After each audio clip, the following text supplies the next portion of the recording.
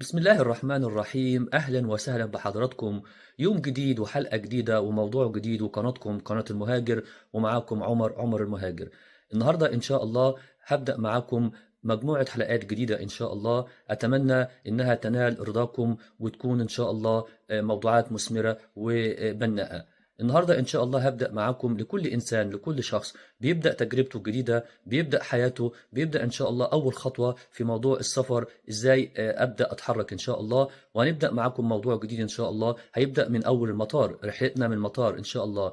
مش هيكون بس من مطار القاهرة، من أي مطار في دولة عربية، في مدينة عربية إن شاء الله. أنت مسافر، أنت مسافرة دراسة، سياحة، زواج، أو إن شاء الله تصريح عمل أو عمل في أي دولة أوروبية، وبالأخص في دولة بولندا. إيه الأشياء اللي إن شاء الله اللي إحنا ممكن هنعملها؟ استنونا لنهاية الفيديو، أكيد هتكون حاجات جديدة جدا مثمرة وهادفة. فإن شاء الله أتمنى إن إحنا لو عجبكم الفيديو نعمل سبسكرايب وتفعيل زر الجرس عشان يصلكم إن شاء الله كل جديد. وما ننساش إن إحنا نشير الفيديو ونبعته لأكبر عدد من الناس، لأن الدال على الخير كفاعله. النهارده إن شاء الله أول مرة أسافر بره، يعني موضوع جديد إن شاء الله، وتبدأ رحلتنا من المطار إن شاء الله. طبعا إيه اللي أنا بعمله قبل ما أنا أسافر المطار إن شاء الله وأبدأ رحلتي من المطار؟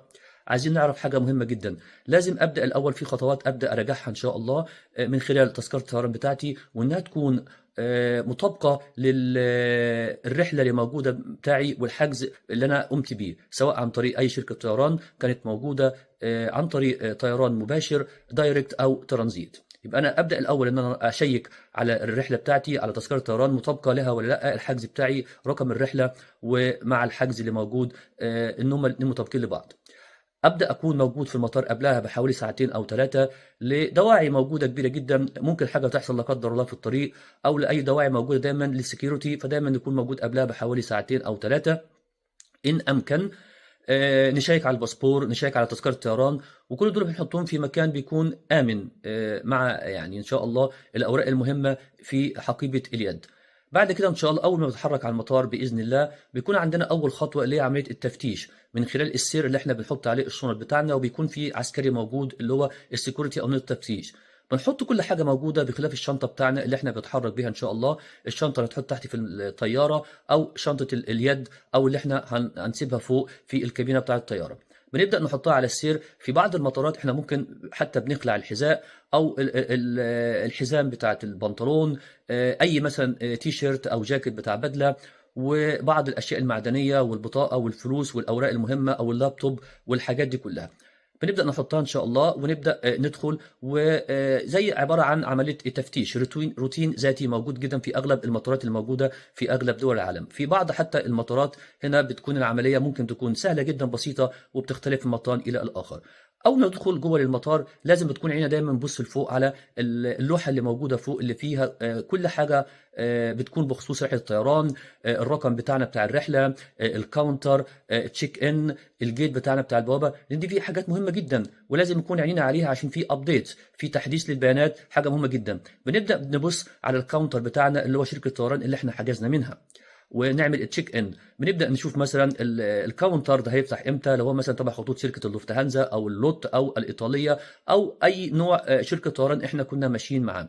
بنبدا نشوف مثلا الساعه كام بالظبط هيبدا يفتح التشيك ان بتاعنا، مثلا من رقم 11 الى 20 او من 10 الى 12، او حسب اللي هو موجود عندنا. لو احنا مثلا مسافرين على شركه زي شركه اللوفتهانزا او اللوت البولنديه، الخطوط البولنديه، بنبدا اول ما بنعرف بالظبط هو الرقم كام موجود من الى، بنروح هناك ونبدا عشان نعمل البوردنج باس. ونبدا هنا مثلا بعد صباح الخير او مساء الخير، بنبدا مع الموظف الموظفه المختصه هنا، بنبدا نوري له الباسبور، تذكره الطيران، بيبدا يراجعها او بدا يراجعوها، وبيشوفوا كل حاجه موجوده جدا. ايه هو الغرض من السفر لو احنا مسافرين دايركت او ترانزيت؟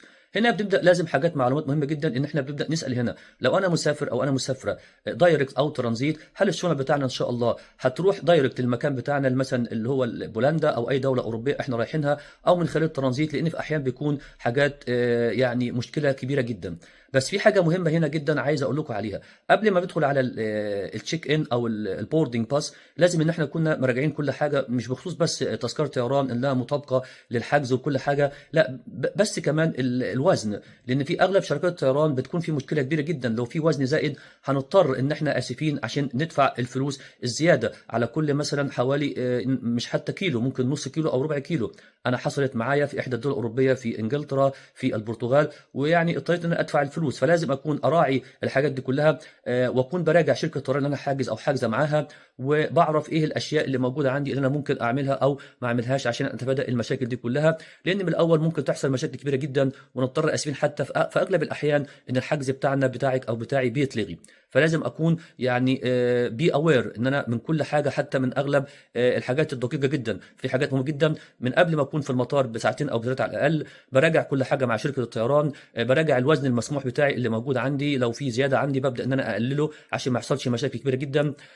ببدا الباسبور، الاوراق اللي موجوده معايا، حتى قبل ما اطلع على البوردنج باس نفس القصه. مثلا الملابس بتاعتي اللي موجوده معايا هعمل فيها ايه، الاوراق المهمه، كل ده عشان اتفادى اي مشكله تحصل هنا في الفتره اللي جايه. بعد كده، بعد ما خلاص بنشيك كل حاجه وبناخد البوردنج باس، وابدا اتكلم مع الموظف او الموظفه المسؤوله، وباخد هنا الرقم بتاعي اللي انا مثلا بعد كده هطلع فيه، اللي هو التذكره، اللي هو البوردنج باس. بعد كده ان شاء الله ببدا اعرف كمان رقم الجيت بتاعي بالظبط، انا اروح على اي بوابه. هنا شيء مهم جدا.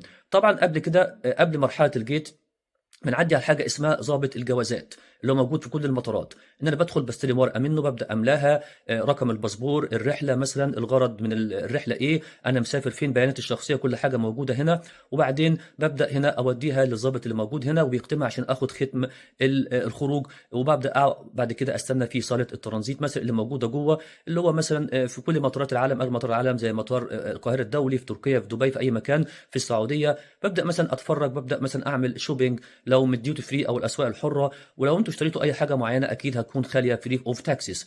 طبعا قبل كل ده برضو في حاجات مهمه جدا، ان انا بالنسبه للشخص لو مثلا ولد او كده، في بعض الاوراق برضو مهمه جدا بيطلبوها مننا في المطار، اللي هو موقف التجنيدي. فاحيانا ممكن يرجعونا من المطار. مش بس ان انت لو عندك وزن او انت عندك وزن زياده في الشنطه، عشان كده لازم نراجع كل حاجه جدا. لازم نكون حريصين. انا مثلا معايا الموقف من التجنيد، ممكن مثلا يوقفنا في اشتباه في الاسامي، في اشتباه مثلا في اللقب بتاع الاسره، العيله، او الاسم الاخير. نفس القصه لو انت وانت عندكم مشكله مثلا طبيه، حد لا قدر الله مثلا عنده مرض السكر او عنده اي حاجات تانية، لازم يكون موجود معاكم في اوراق من الطبيب المعالج لكم، ان انا مثلا لازم اخد الادويه دي موجوده معايا فين، على الطياره من فوق. برضو لازم نراجع اجراءات السلامه، ان ممنوع مثلا ناخد حاجات معانا على من فوق، مثلا اللي هي الليكويدز او السوائل زي البرفانات او بنسب معينه. فلازم نكون حريصين، لازم ان احنا نراجع كل حاجه جدا قبل ما بنطلع وقبل ما ندخل الصلاه جوه. بنقعد في الصلاه في امان الله، بنحاول نكون جوه يعني بفتره برضو كويسه جدا، عشان نتسوق، نشرب اي حاجه، بناكل حاجه مثلا معينه. وبعد كده لازم بتكون عينينا برضو على اللوحه اللي موجوده من فوق، او نسمع الاذاعه الداخليه. ممكن فتره من الفترات بيغيروا الرحله، بيغيروا الميعاد، حصل تاخير من الرحله لا قدر الله، او غيروا رقم الجيت او البوابه. لازم نكون دايما يعني حريصين. الحاجات دي كلها مهمه جدا جدا جدا. بعد كده، قبل ميعاد الطياره بتاعنا ان شاء الله، ونبدا هندخل مثلا من خلال اللي هو التيوب الانبوبه، او الاتوبيس اللي وصلنا للطياره، او مثلا في احيان معينه بنمشي مثلا لحد سلم الطياره، بتختلف المطار الاخر. هنا بيجي بعد كده اخر مرحله جدا، اللي هو الموظف بتاعت شركه الطيران ده اللي موجود مثلا، اي شركه طيران، بيبدا ياخد مننا الورقه اللي هي بتاعت الكعب، اللي هي بتاعت البوردنج باس، بياخد جزء صغير منها ويدينا الجزء الثاني، بيكون موجود فيها رقم الكرسي اللي موجود عندنا فيه، والدرجه الموجوده عندنا مثلا اقتصاديه او سياحيه. بنبقى بعد كده نخرج ونمشي مع الناس من خلال التيوب الانبوبه. وده هنا مرحله السعاده، هدخله بعد كده ان شاء الله على الطياره من فوق. نبدا نشوف ان شاء الله زي ما قلت، واحنا قاعدين دايما بنكون بنراعي كل حاجه، الاذاعه الداخليه، بنشوف لو حصل لا قدر الله تاخير في اي حاجه، تغيير الميعاد او البوابه او الجيتس. وبعد كده ان شاء الله بنطلع بسلامه الله على سلم الطياره، سواء كنا من الامام او من الخلف. بنطلع جوه ان شاء الله، برضه بنلتزم هنا بالكرسي بتاعنا، سواء كانت جنب الشباك او في الوسط او في الممر. والشنطه اللي معانا اللي احنا بنحطها فوق من خلال الستيكر اللي احنا بناخده على الشنطه ده، والستيكر الثاني مع الشنطه اللي احنا بنحطها من تحت، بتكون تحت في الطياره من تحت. وفي اي اوراق مهمه او اي حاجات بنخاف عليها دايما بناخدها معانا في الشنطه اللي فوق، ما بنسيبهاش في الشنطه اللي تحت في الطياره من تحت. بنتحرك ان شاء الله، بنلتزم باجراءات السلامه، في منا مثلا شخص بيكون اول مره مثلا بيحصل له مشكله مثلا في الاذن في الضغط الجوي، او مثلا بيكون بنبدا مثلا نقرا بعض الادعيه او القران او ما شابه، كل واحد له طقوس معينه. وهي مثلا تجربه جميله جدا بتبقى لاول مره مثلا موضوع الاقلاع او الحاجات دي كلها. لازم شيء مهم جدا هو حزام الامان نلتزم بيه حتى طول الرحله، سواء كانت ساعتين ونص 3 او 4، حتى لو احنا نازلين ترانزيت او دايركت، للامان لكم. مش شرط حتى لو انطفى النور من فوق ان احنا نخلع حزام الامان ده ليك او ليكي، فلازم نلتزم بيه. بعد كده ان شاء الله المرحله اللي بعد كده بنسمع للكابتن بيرحب بكل حاجه، بتيجي مثلا المضيفه بيكون لنا وجبه او كده. في اغلب الاحيان لما انتم بتحجزوا التذكره ان شاء الله على حسب خطوط الطيران، ممكن بنحدد نوع الوجبه اللي انتم عايزينها، سواء كانت حتى فيجيتيريان او نباتي او لحوم او اسماك، وبنبقى ناخدها ان شاء الله. في بعض الناس بتنام، في بعض الناس بتسمع موسيقى او بتتكلم مثلا مع زميل او زميله في الطياره لحد ما بننزل باذن الله. هنا المرحله اللي بعد كده ان شاء الله هتكون مرحله مهمه جدا نبدا نتكلم عليها بعد كده ان شاء الله. دايما بنحاول ان احنا بنكون يعني حريصين على اي حاجه انها ما تكونش فيه مشكله مثلا في الطياره. دايما مثلا ممكن في احيان مثلا لو احنا طلبنا حاجه معينه من المضيفه بتكون حاجه مهمه، مش بس احنا نقعد مثلا نلعب في اي زرار فوق، او ان احنا مثلا نعمل اي حاجه بيكون الغرض منها التسليه فقط. لان بعض الاحيان مثلا نفس القصه ان احنا بقول لك نقفل كل الحاجات بتاعه التليفون المحمول او التابلت لدواعي امنيه، بيكون بنعمل عليه النظام اللي هو بتاعه الايه اللي هو الطيران اللي موجود. بعد كده ان شاء الله طبعا في بعض خطوط الطيران مثلا زي شركه خطوط الطيران لوت، في بعض الاحيان يفضل واحنا في المطار بتاعنا، مش شرط مطار القاهره، لازم نرجع لشركه الطيران اللي هي لوت ديت ونسالهم، او اي شركه طيران حجزنا معاها، ايه الحاجات اللي بتحصل جدا عشان هم يوجهونا ان شاء الله في المكان التاني الموجود. بعد كده ان شاء الله الخطوه الثانيه، اول ما قبل ننزل ان شاء الله يبدا الكابتن يعلن ان شاء الله خلاص كل الانستراكشن والمعلومات كلها المهمه. ان شاء الله دلوقتي هننزل مثلا نهبط في مطار وارسو او مطار ميلانو او في اي مطار اخر، بيبدا يقول كل حاجه ان شاء الله. وبعد كده بنعمل لاندنج ان شاء الله بسلامه الله. الخطوه اللي بعد كده بنبدا نستنى لحد ما الكابتن يقول خلاص اوكي، وبنفك حزام الامان، وبعد كده بيفتح الابواب سواء من قدام او من ورا. بنمشي معاهم في الخط اللي موجود بتاعنا ان شاء الله لحد بنوصل مره ثانيه في المكان المخصص عشان بعد كده ناخد ختم الخروج. بنمشي في الصف كل حاجه، بنلاقي فيه لوحه موجوده او للمواطنين من الاتحاد الاوروبي اللي بيحملوا الجنسيه او الباسبور او الاقامه او الفيزا اللي موجوده. بنقف في الصف ان شاء الله، بيسالنا برضو اسئله ثانيه، ممكن حرس الحدود انت جاي ليه؟ لو انت بتكون دراسه بيكون معاك الاوراق كلها الاصليه، السكن الجامعي بتاعك، اسم الجامعه، المكان بتاعك كله، الدراسه، لو انت حزام متزوج عارف مكانك زوجتك، او تصريح العمل او كل حاجه من دي، او سياحه. معلومات مهمه جدا، ممكن تكون لبعض الناس معلومات مش مهمه، بس هي جدا معلومات مهمه جدا، لان ممكن حرس الحدود هنا بيشك فيك، فلازم تكون عارف كل حاجه. وبنتكلم معاه بالانجلش. بنقف في الصف ان شاء الله. في بعض الاحيان بياخدوا مننا بصمه اليد او بصمه العين زي ما يكون مثلا في مطار في تركيا.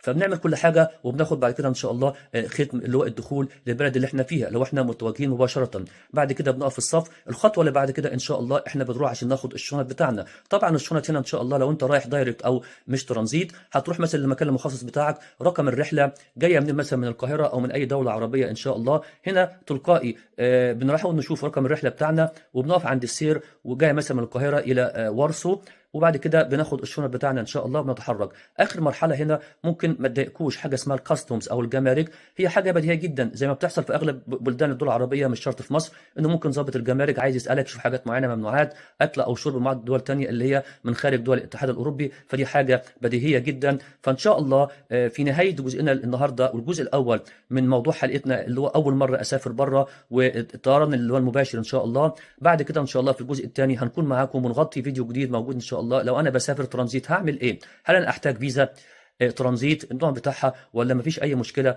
انا مسافر ان شاء الله من داخل المطار، هروح مبنى تاني او مبنى ركاب تاني ان شاء الله. استنونا ما تروحوش بعيد، هنكون معاكم ان شاء الله فيديو جديد والفيديو التاني ان شاء الله. ولو عجبكم الفيديو سبسكرايب ونفعل زر الجرس ان شاء الله عشان يصلكم كل جديد، ونشار الفيديو لاكبر عدد من الناس. كان معاكم عمر المهاجر وقناتكم قناه المهاجر، بيكم وليكم ان شاء الله. استنونا فيديو جاي ان شاء الله والجزء الثاني ان شاء الله وهو الترانزيت.